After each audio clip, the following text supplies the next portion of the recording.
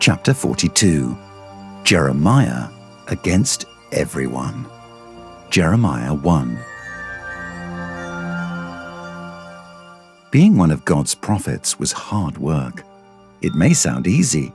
All you had to do was tell people how much God loves them. That was definitely one of the messages the prophets gave. But the people needed to hear more than that. Many of the Israelites were good to go on God's love.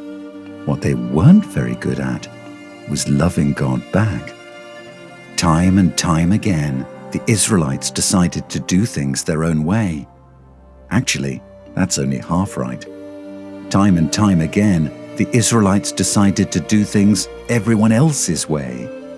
They were supposed to be a holy nation, a royal priesthood, a people set apart. But instead of living like special people following God's way, they wanted to be normal people doing things the world's way. God raised up the prophets to rebuke his people, warn them of judgment, and call them to walk according to God's commands. Now that's a hard job. And no prophet had a harder job than Jeremiah. When Jeremiah was a young man, the Lord spoke to him. "I knew you, even when you were a baby in your mom's belly," the Lord said. "I have appointed you to be my messenger."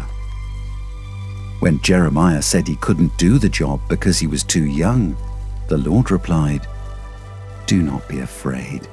I will be with you and put my words in your mouth." Jeremiah would need the Lord to be with him because the words he gave Jeremiah to speak were hard words.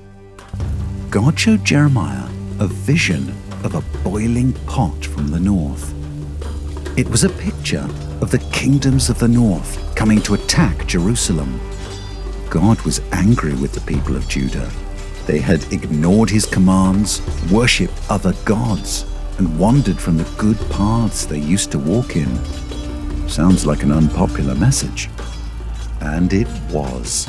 No one liked Jeremiah. They wanted him to announce good news. But sometimes the only way to get to the good news is to hear the bad news first. The Lord said, "Don't be discouraged, Jeremiah. I will make you like a strong city, like an iron pillar, like bronze walls. The people will fight against you, but they will not win." Jeremiah is sometimes called the weeping prophet because he had to give such bad news and saw so many hard things. But he was also a faithful prophet. Like Jeremiah, we must always say and do what is right. God will be with us, even if everyone is against us.